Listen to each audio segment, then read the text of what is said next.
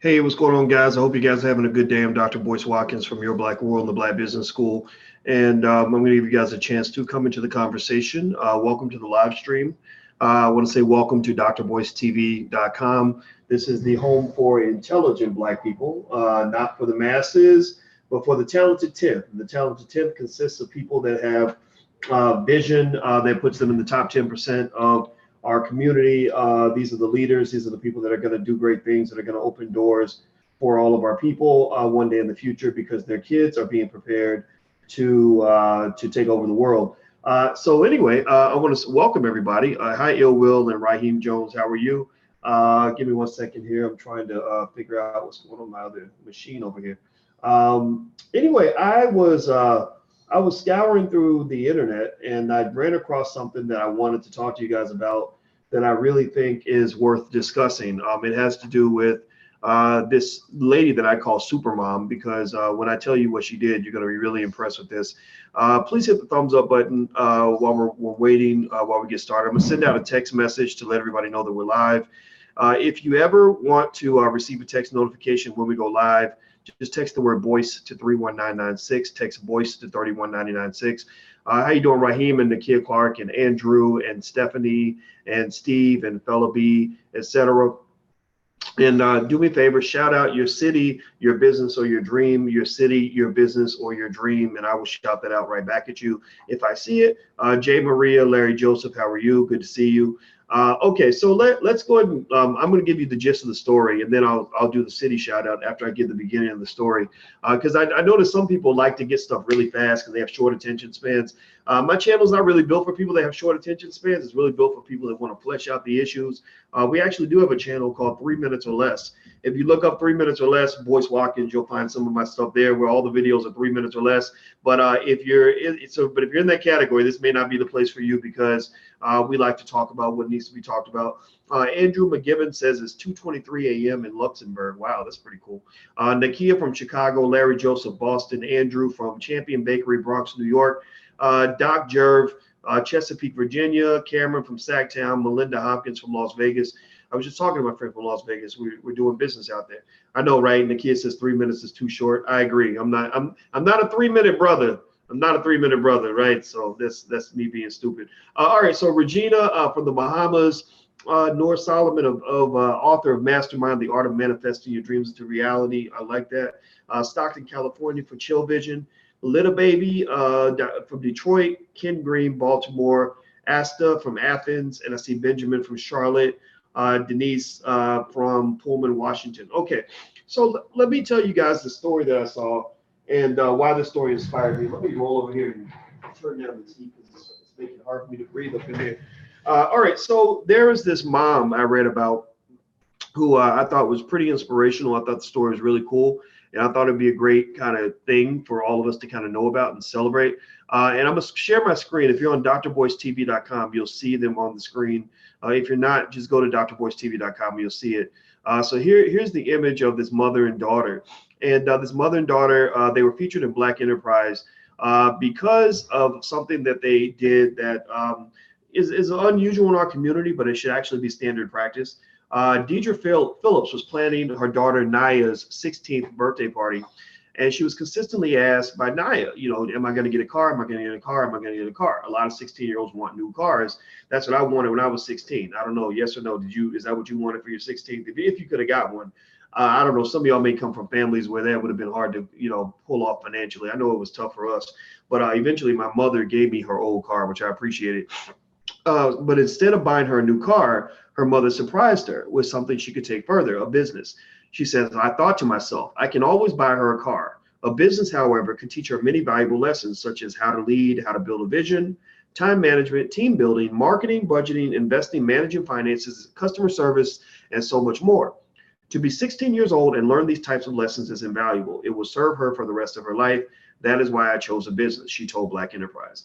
Now, the business idea didn't come from Phillips. It actually stemmed from a text conversation when Naya told her mother she wanted to sell lip gloss. So her daughter was watching a YouTube video. Now, I've mentioned to you guys, YouTube is an excellent place where you can learn a lot of really cool stuff. I mean, YouTube, I'm a college professor. I taught on college campuses for many years.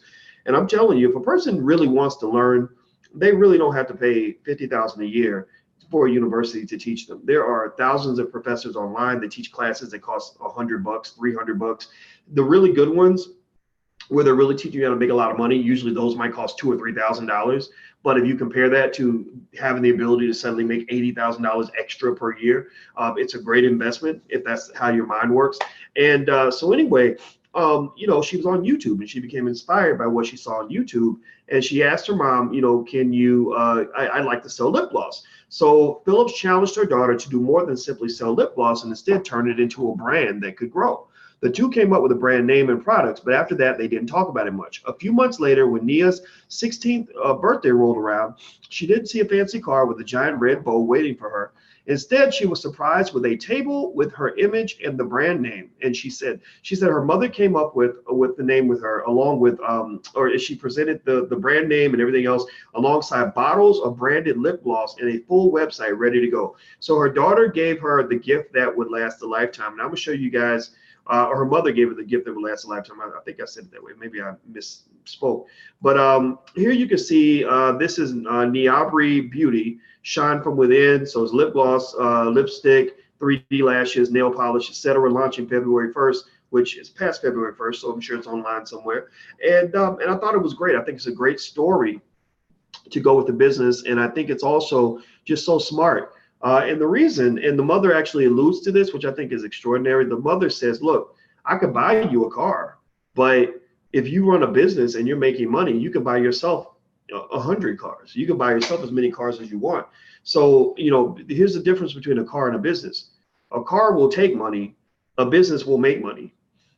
So when you hand your child a car, a toy, a pair of shoes, a game, whatever, those are things that are going to take money, but a business will make money, and it meant a lot to me because I was in the car, with our 11-year-old and we went to Starbucks. She asked me, she has really expensive tastes, a Christmas birthday, her birthday's coming up and she's really big on, like, can you buy me this? And she showed me pictures of shoes and all this other stuff. She's like, boys, can you buy me this and buy me that? Cause she knows that I'm the one that kind of is a little bit more of a sucker to like going and buying her, stuff or whatever. But what I told her is I said, I'm gonna buy you some shoes. I'll get you some shoes. I said, but the more important gift I'm gonna give you is I'm gonna give you a couple $100s worth of stock. So tell me what company you want to buy stock in. And we were driving to Starbucks because she wanted to try the pink drink. Like literally, here's the cup from the pink drink at Starbucks that she wanted to try out. And so, you get a chance to talk to the kids. So I was like, okay, I'll try a pink drink too. I guess that's what all the kids are talking about now, that Starbucks pink drink. So I said, I said, Starbucks might be a good company for me to buy your stock in. So we're going to buy I'm going to get her $200 worth of stock in Starbucks. And that led her to say, well, why can't I get $200 worth of shoes? And I said, well, because a pair of shoes is going to lose all its value in about 2 years. You probably won't even wear those shoes after a year or two.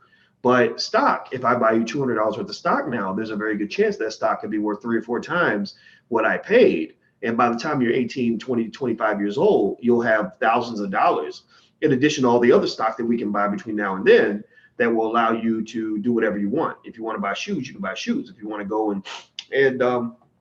and buy more stock, you can. If you want to go start a business, you can. If you want to go buy a house, you can. If you want to go buy a car, you can. The best gift you can give to a child that likes money is to teach them how to make money. The most torturous place to be in the world is to be a person who likes expensive stuff and you can't afford none of it. Like that's where a lot of our people are. We get addicted to materialism, but ain't got no ability to get the material. How are you going to be addicted to materialism when you can't afford no material? My thing is like, look, if you're a material girl, like remember Madonna, like a material girl, right? If you're a material girl, I'm not even going to judge you for that. I'm serious. A lot of people say, oh, it's wrong and it's morally wrong to like Gucci and I'm not judging any of that. That's you. That's your preference. Everybody likes different things. I like a curvy black woman, right? Don't judge me for that. I just like my woman's got some beautiful curves, and I'm like, baby, I love your curves. I don't want nobody telling me what I can and cannot like. Well, I'm not going to tell you that you can't like Gucci. I'm not going to tell you that you can't like a new car.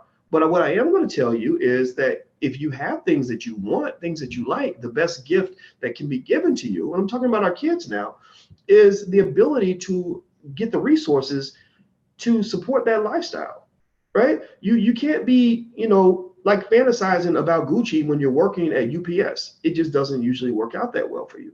It's very stressful, very frustrating. You end up falling into the hole. So what I said to her is, I said, you like a lot of expensive stuff. You need to grow up and learn how to make money. That's going to be the most important move that you can make. The stuff you want is the stuff that people can't even afford on regular jobs. So you better learn how to make money. And I think she was listening. So we had that conversation, and it's interesting because when I came home, that's when I saw the story about the mom who gave her daughter the business, and I just thought that was so brilliant. I thought that was so smart, and I think all of us should do that. Not necessarily give our kids a business, maybe just give them some shares of stock. So literally, while we were sitting in line at Starbucks, I pulled out, I explained to her, how stock works. We'd already talked about it, but I re-explained things over and over again. So I said, so here's how it works. I said, if you buy shares of stock, I said, now look at my portfolio. I think I own Starbucks stock already. And I showed her, I said, look, we own about 15 shares. It's worth about $1,100. We bought an average price. The average price per share we paid was $61. Now it's worth $77. So we made about $400 or something like that. And I said, so now what I'm going to do is I'm going to show you, I'm going to buy 10 more shares. And she's like, what does that mean? I said, well, it means basically we take a company and, I said, you see how it says Starbucks is worth $96 billion? Well, that didn't all come from one person. It came from the fact that it came from the public. So what they did was they took the company, they chopped it up like a pizza into millions of pieces, and all the people in the public can buy, one piece if they want, 10 pieces or 20 pieces. They have to pay an amount per piece. And if the value of the company goes up, then the value of your piece goes up. And that was the conversation we had in the car. And that was my explanation for why I'm going to buy her Starbucks stock for her birthday, right? So I'm sharing this story with you guys because I want you to be creative about the coming war. I don't know if anybody else watches Game of Thrones, but I love that show. And then on Game of Thrones is all about a bunch of crazy white people fighting over this throne, this iron throne. And they always say this thing like winter is coming, right? That pretty much means it's about to go down. And basically there's about to be a fight and you better be ready, blah, blah, blah. Well, I say to black people, winter is coming. The war is coming. The big war is already here. The bigger war is coming. And your children are going to be in that war. And it's going to be an economic war. And the people that are going to win are the ones who are economically fortified, the ones who are economically intelligent, the ones who are economically capable, the ones who are economically creative, the ones who are economically sophisticated. They're the ones who are going to win the war. Those are the ones who are going to have the power. How do you think the Jewish community is 1 or 2% of the population, but they have a huge amount of power in America? I mean, I think a third of our Supreme Court justices have been Jewish. So that all comes from the fact that they are economically intelligent, economically sophisticated. As a community, they think carefully about keeping their real estate in their community, keeping their businesses in their community, teaching their children about investing at an early age, creating their own jobs. So the thing that we believe in the Black Business School is what we call the Black Core of Three. The Black Core of Three says we believe Black people should create our own jobs, educate our own children, create our own jobs, and support Black businesses. So when we were just talking today, I did at least 2 out of those 3 things. I was educating the child in my house, and then 2, we're talking about job creation, the ability to create wealth and income for yourself and your community. And I explained to her, I said, you see, so a lot of these people out here, they make their money by going to work every day. I said, I don't want you making most of your money by working. I want you to make most of your money from investing.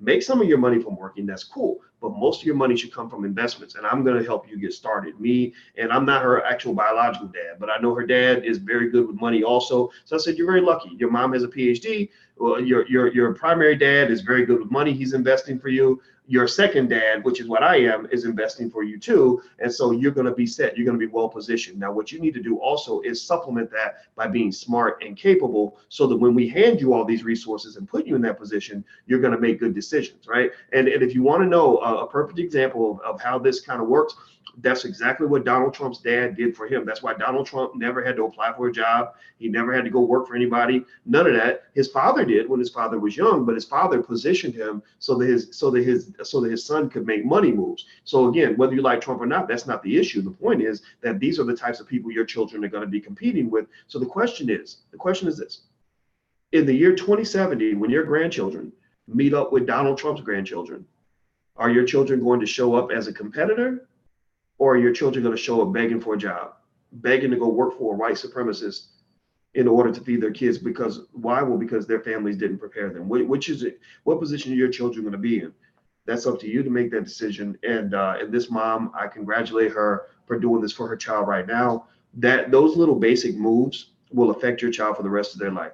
So I'm going to go. Do me a favor, please hit the thumbs up button. This is a very short video. It's almost time for dinner, so I got to actually run out of here. But please hit the thumbs up button before you go. And also, some of you are asking where you can buy my new book. My new book is not available, but here it is. It's Black American Money 3. It's about a 450-page read.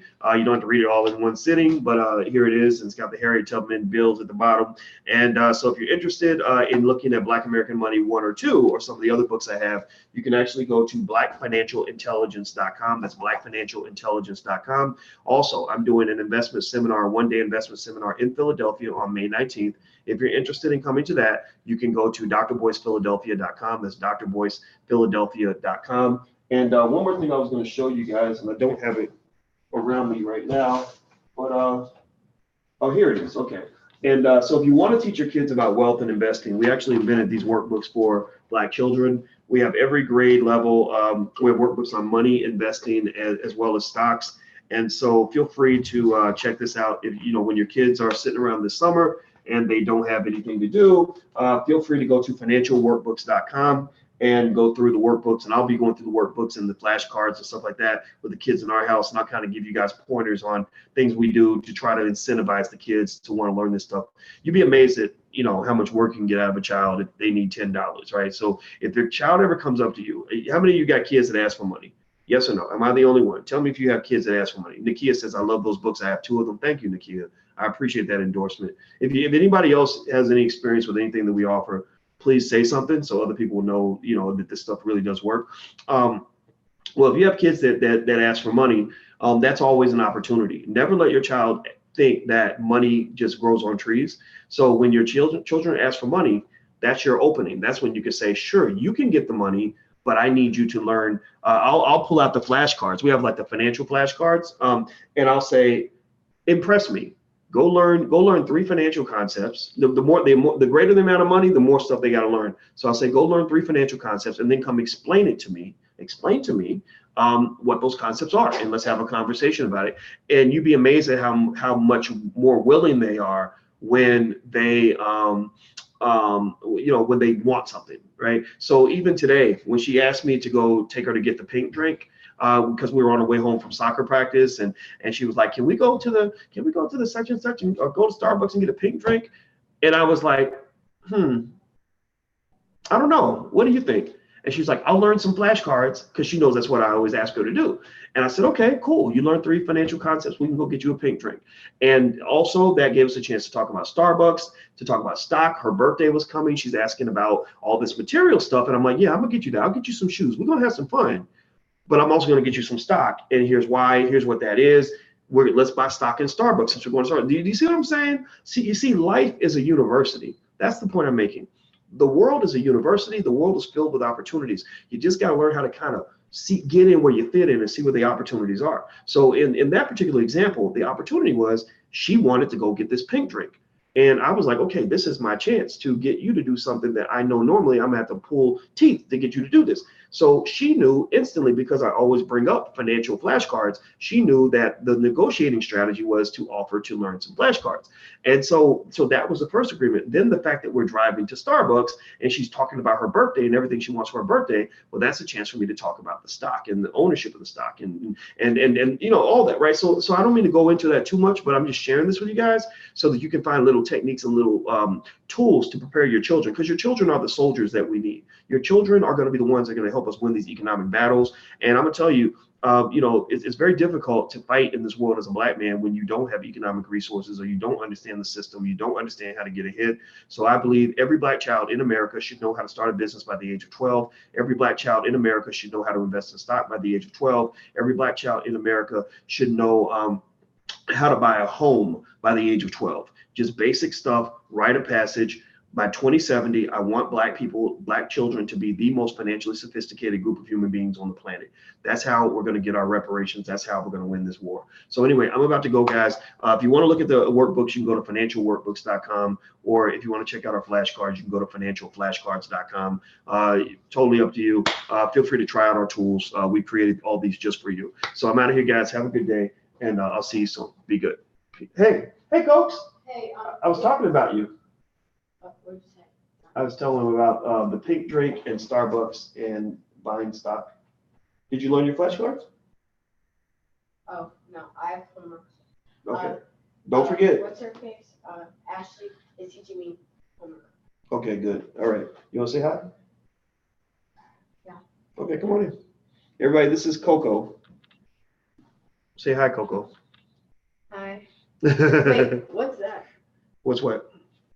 Well, they're on this camera and this camera. This one's really slow. I know. Yeah, it's like on a delay broadcast. We were just talking about you. Crazy, right? Oh. Do you feel self-conscious? No. Oh, okay, cool. All right. I'll see you upstairs, okay? Are they like chat, are they like texting things? Can you see what they're saying? Crystal says, hey, Coco. Paul Jr. says, Hi, thumbs Crystal. up. And Lane says, thanks for sharing, Doc. Shar says, hey, Coco. Hi. Hey, guys. Futures. Nakia says you're a future millionaire. Right? Yeah. Absolutely. Very smart. Let me tell you, she brings home her report card. It's absolutely perfect. Like literally, like every class is like 96, 97 or higher, right? So Yeah. I'm very proud of that. What? Wait.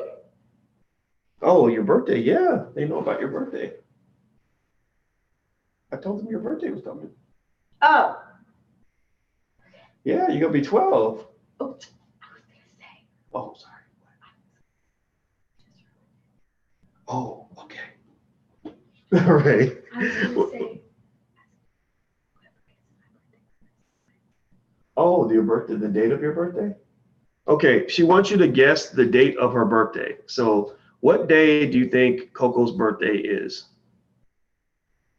El Bale says, you're beautiful like your mom. I'm beautifuler than my mom. She says, beautifuler. Let's see. I'm going to see what they say. Okay, Marlon says 7. Got it right. The 7th? Yeah, It's May 4th. 7th. Larry says May 4th. Okay, well then, there you go. They guessed right. Hey, Marlon, you win a prize. Which is a wave. Everybody go say hi to Marlon. All right. Well, thank you guys. We're going to let you guys go. It's time. Is dinner ready? Yeah. Okay. We're going to go eat. So, Can I talk to him? yeah, what would you like to say? Go ahead. Can this one see me? They can see you too. I don't know. Wait, which one are they looking at? Either one. Look at this one. Okay. I don't like that it's delayed. Oh, just what would you like to say? I would like to say that Financial literacy and owning stock. Remember we talked about stock in Starbucks? Yeah. Oh, you guys should own stock so just in case if you get broke when you are way older, you will have extra money. There we go. Get your paper right. That's what she's saying. Get your money right. Well, let's go eat dinner. I'm hungry. Okay.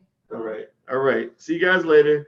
Have a good day. And don't forget, if you want to look at the workbooks, it's financialworkbooks.com. Please hit that thumbs up button. So I'll see you guys soon. Take care. Bye-bye.